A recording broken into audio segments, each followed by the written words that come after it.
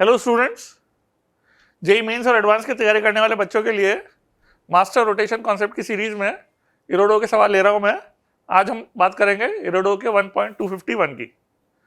इस सवाल में एक आर रेडियस की कैपिटल एम मास की पुली दे रखी है और उससे एक थ्रेड लपटा हुआ है जिसका एक्स लेंथ जो है हैंग कर रहा है। थ्रेड का मास स्मॉल एम है और एक्स लेंथ जब हैंग कर रहा होगा तो लपटा हुआ पार्ट L - x अज्यूम करना है आपने को। और इसमें उस लपटे हुए पार्ट को जो है सेंटर मास उसका पुली के सेंटर पे अज्यूम करना है, ये दिया हुआ है। तो हमें उसे एक रिंग के तौर पे उसका मोमेंट ऑफ इनर्शिया में कंट्रीब्यूशन लेना पड़ेगा आर रेडियस की रिंग के रूप में। पूछा ये है कि इसमें एक्स के फंक्शन के रूप में जब इस सिस्टम को रिलीज करेंगे तो एंगुलर एक्सीलरेशन जो है पुली का कितना होगा। ये फिक्स एक्सिस रोटेशन का केस है। इसमें हमें ये समझना है कंस्ट्रेंट से जो पुली का एंगुलर एक्सीलरेशन होगा उसी से रिलेटेड होगा ये हैंगिंग पार्ट का ट्रांसलेशन मोशन का लीनियर एक्सीलरेशन। तो E equal to r alpha का जो है रिलेशन अपने को यहाँ पे कंस्ट्रेंट का यूज करना पड़ेगा। यदि इसका एंगुलर एक्सीलरेशन अल्फा जो हमें निकालना है तो इस लीनियर एक्सीलरेशन इसका A को हम अल्फा से रिलेट कर देंगे एज आर अल्फा। इसका मास यूनिफॉर्म मानते हुए m/l इंटू एक्स हो जाएगा और जो पुली पे लपटा हुआ पार्ट है उसका मास m/l इंटू L - x हो जाएगा। पुली का रेडियस, पुली का मास कैपिटल एम हमें गिवन है। तो हमें ये मान लेना चाहिए कन्वीनियंस के लिए कि भाई इसका जो ट्रांसलेशन मोशन है उसकी इक्वेशन अलग करके या टेंशन टी एक्ट करता हुआ मानकर फोर्स की अलग लिख लें और इस पुली के ऊपर टी को एक्सटर्नल मानते हुए उसका टॉर्क लेकर tau is equal to I alpha की इक्वेशन पुली के लिए अलग से लिख लें। इससे जो है हम दोनों पार्ट्स के ऊपर इक्वेशन लिख पाएंगे, हैंगिंग पार्ट के ऊपर फोर्स की इक्वेशन और जो पार्ट रोटेट कर रहा है उसके ऊपर टॉर्क की इक्वेशन। तो हम जो है एफबीडी यदि बनाएंगे तो इस तरह से बनेगा। ये टी ही एक ऐसा फोर्स है जिसका टॉर्क आएगा एक्सटर्नल और T into r is equal to I alpha यदि लिखेंगे तो पुली के अंदर कॉन्ट्रीब्यूशन 1/2 mr² से लिखेंगे और जो लपटा हुआ पार्ट है उसका कॉन्ट्रीब्यूशन रिंग की तरह सोचकर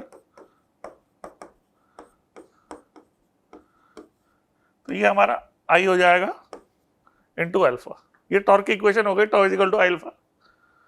दूसरी इक्वेशन इस हैंगिंग मास के ट्रांसलेशन मोशन की लिखेंगे।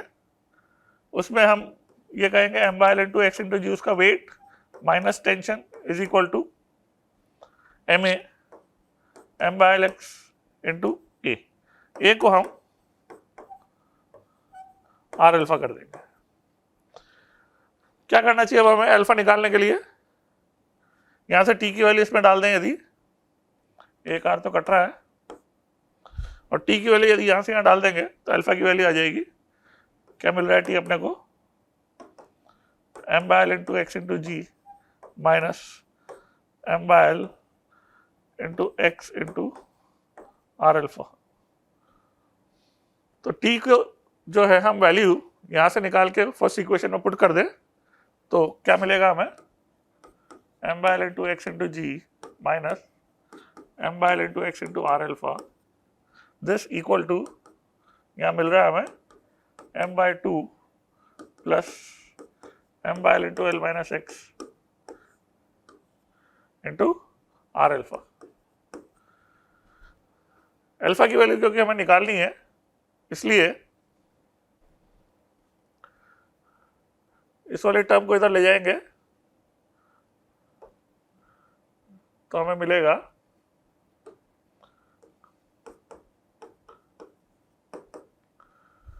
m/l इंटू एक्स वाली टर्म जो है यहाँ पर प्लस में और यहाँ माइनस में तो कट जाएगी। m/2 plus m into r alpha. तो अल्फा की वैल्यू इससे हम लिख पाएंगे m x g upon L m plus 2m into r और 2 ऊपर चले जाएगा। तो आप देख लो answer 2mgx upon RL into m plus 2m। तो मुद्दे की बात इसमें यह थी सीखने वाली कि यदि कभी इस तरह का सिस्टम दे रखा हमें कि जिसके डिफरेंट पार्ट्स के मोशन डिफरेंट हो, जैसे कि इसमें आप देख रहे हो कि एक पार्ट का मोशन ट्रांसलेशन टाइप का है और दूसरे पार्ट का मोशन रोटेशन टाइप का है, तो ऐसे में क्या करना चाहिए, हमें सिस्टम को ब्रेक कर देना चाहिए और दोनों के अलग अलग मोशंस की इक्वेशन लिखनी चाहिए। तो जैसे हमने यहाँ पे करा, इसको पार्ट का रोटेशनल मोशन की इक्वेशन टॉर्क से लिख दी और इसके ट्रांसलेशन मोशन की इक्वेशन फोर्स से लिख दी। तो ये जो टेक्निक है आपके आगे भी काम में आएगी और एरोडो की प्रॉब्लम में, तो इसको आप ध्यान रखें।